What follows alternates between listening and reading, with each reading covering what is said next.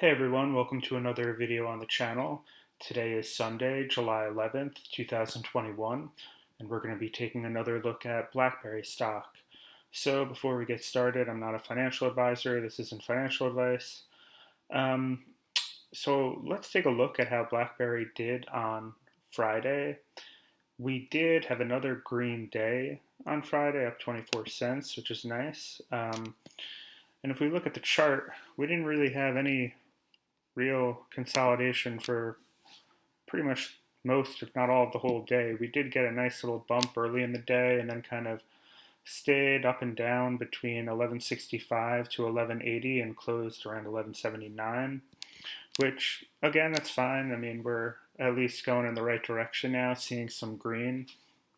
And hopefully we could break back into that 12 to 1350 channel quickly, and then once we get to that point, we could go into the 13.50 to $17 channel ideally, but let's not get ahead of ourselves. So again, if we look at the day's movement, the movement was all right, but if we take a look at the longer run, guys, I know a lot of people are, I feel like, starting to kind of lose a little bit of faith in BlackBerry just because they want some immediate run up, which I totally understand in terms of the whole Reddit stock craze or whatnot.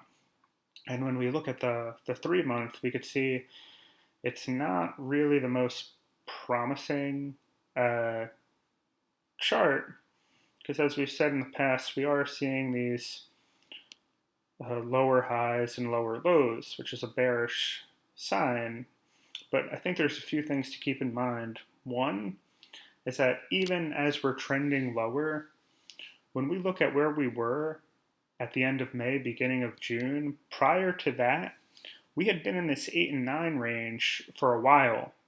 And then we shot all the way up to $20, and then we've been clawing back those gains ever since. But as we've also said, all of this will change as soon as we have a real catalyst that's going to push the stock forward.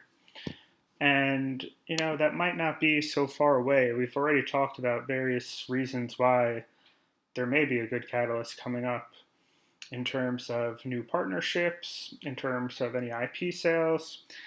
And I do think it's really interesting that when you look at some of the mainstream coverage in the financial news of BlackBerry, uh, it's not really that negative. I mean, there's good and bad, but when you look at some of the other meme stocks like GameStop or AMC, it's just FUD everywhere. It's just nothing but FUD. It's just nothing but these analysts telling you how terrible it is.